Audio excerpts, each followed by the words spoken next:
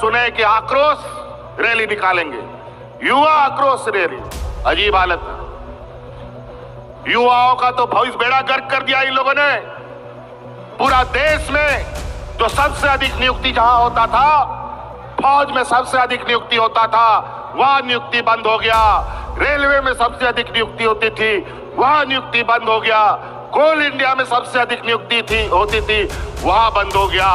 Bank में अधिक नियुक्ति होता था, वहां नौकरी बंद हो गई। अब सारा नियुक्ति का भार राज्य सरकारों पर पड़ गया।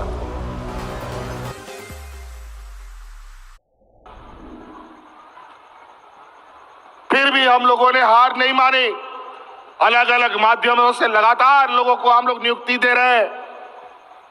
छोटी बड़ी संख्या में आज के दिन में हजारों नियुक्ति हम लोगों ने दे दी है जेपीएससी के माध्यम से।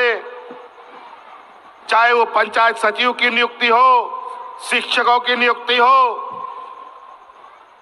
पशु कृषि विभाग में नियुक्ति हो, अनेक नियुक्तियां हम लोगों ने की और अभी और नियुक्ति होनी है।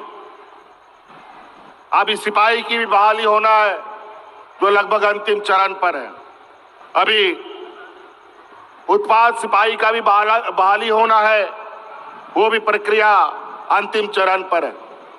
हम लोग लगे हुए, जितने अधिक से अधिक लोग और सरकार की अधिक से अधिक खाली पदे भरी जाए, इस पर हम लोग निरंतर प्रयासरत हैं। नियम कानून कायदा कानून कभी बना ही नहीं, और हम लोग कायदा कानून बनाते हैं, नियम कानून बनाते हैं तो ये लोग असंवैधानिक घोषित करा देता है। हम लोग स्थानीय नीति नियोजन नीति बनाए, कोर्ट में इनके लोग जाकर के खड़े हो गए। कोर्ट में इन लोगों ने शिकायत दर्ज कर दिया और इनके पास बड़ा बड़ा वकील, इनका जज लोग दोस्त, और इन लोग के माध्यम से हम लोगों के कानून को असंवैधानिक बताता है। और वही चीज इनके सरकार में दूसरे राज्यों में कानून बनता है तो वो संवैधानिक हो जाता है। अजीब हालत। फिर भी हम लोग निरंतर प्रयासरत है और इनका षड्यंत्र को आप लोग पहचानिए। ये लोग हिंदू मुस्लिम अगड़ा पिछड़ा के नाम पर, सिख ईसाई के नाम पर, आदिवासी गैर आदिवासी के नाम पर आप लोग के बीच में जहर घोलने का काम करेगा। अभी हम लोग का नवंबर दिसंबर में विधानसभा का चुनाव होने जा रहा है।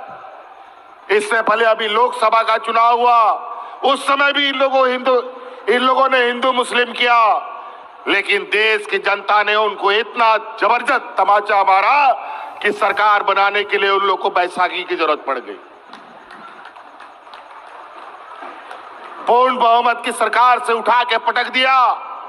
इस बार झारखंड में जो विधानसभा होगा, अगर हर एक घर में खुशहाली चाहिए, हर एक माँ बहनों के चेहरे पर मुस्कान चाहिए, जो हम लोग का काम चल रहा है वो अनवरत चले।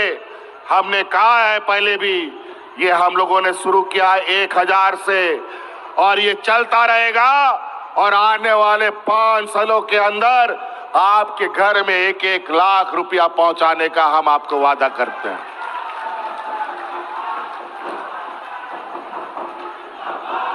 यहां कई सारे लोग, ये तो मैया सम्मान की महिलाएं हैं, जेएसएलपीएस की महिलाएं हैं दीदी।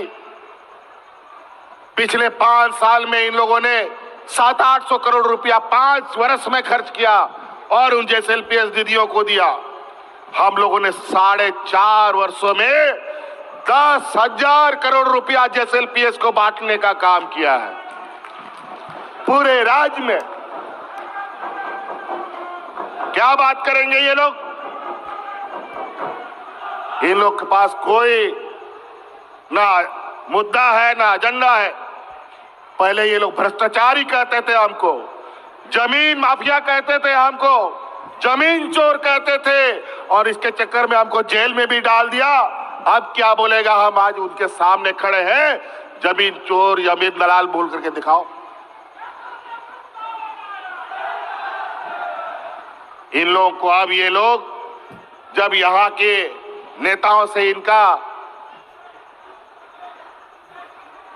इस राज्य का हालात नहीं संभल रहा, इनकी पार्टी नहीं संभल रही, तो ये दूसरे राज्यों से, छत्तीसगढ़ से, असम से नेताओं को लाते हैं, मध्य प्रदेश से नेताओं को लाते हैं और यहां पर झूठा बयानबाजी करवाते हैं, द्वेष फैलाते हैं, विधायक सांसदों को तोड़ने फोड़ने, पार्टी को तोड़ने का काम करते हैं, अलग अलग तरीके उपाय करते हैं सरकार को काम कैसे ये ना कर पाए, दिन रात इसी में लगे रहते हैं।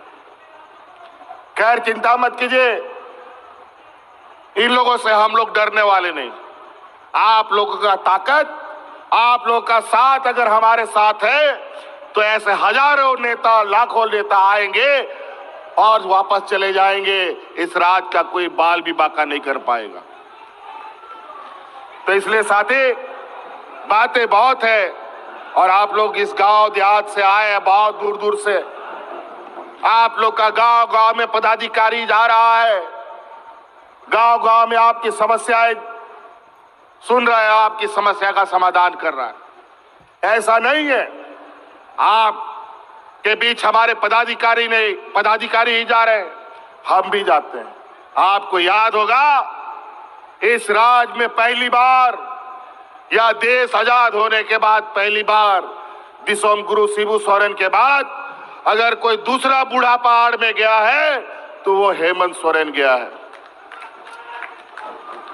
और आज उस बूढ़ा पहाड़ की स्थिति जाके देख लीजिए, वहां पर लोग कितने खुशहाल हैं, किस तरीके से लोग अपना अपना आबू आवास लेकर के आवास बना रहे हैं, अपने बच्चों को पढ़ाने का काम में लग गए हैं।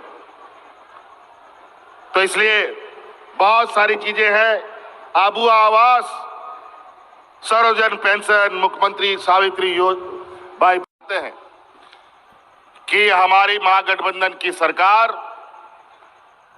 रांची हेडक्वार्टर से चलने वाली सरकार नहीं है। ये सरकार गांव देहात से चलने वाली सरकार है और इसीलिए आप लोगों ने देखा होगा कि राज्य अलग होने के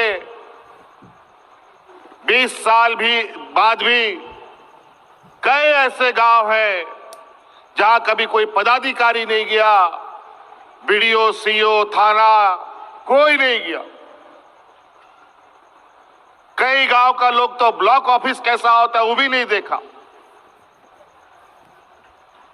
जिला कार्यालय का तो बात ही दूर है। लेकिन सरकार ने इस संकल्प को पकड़कर चलने का निर्णय लिया कि हमारी सरकार गांव से चलेगी और सरकार बनते ही गांव गांव में सरकार आपके द्वार लगा लगा करके आपकी समस्याओं को समाधान करने हम लोगों ने शुरू कर दिया था।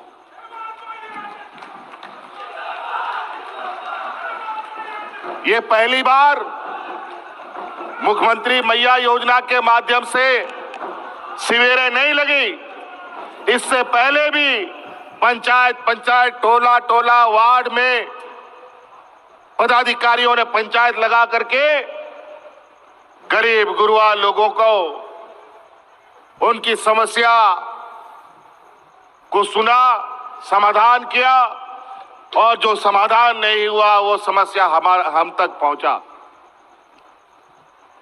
और निरंतर उन समस्याओं का समाधान करने में हम लोग लगातार लगे रहे।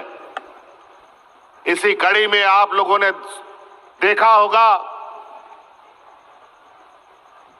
कि कई सारी योजनाएं जो आपके गांव गांव तक में पहुंच चुकी है। 2019 में हम लोग जब सरकार बनाए, सरकार तो बना लेकिन साथ साथ में समस्या भी बड़ी बड़ी आने लग गई। आपको याद होगा, सरकार बनने के बाद कोरोना जैसा महामारी आ गया और ऐसा महामारी कि सबको अपना अपना घर में अपने से ताला लगा करके घर में ढुक करके रहना पड़ा। ऐसा था कि नहीं जी? ऐसा माहौल था,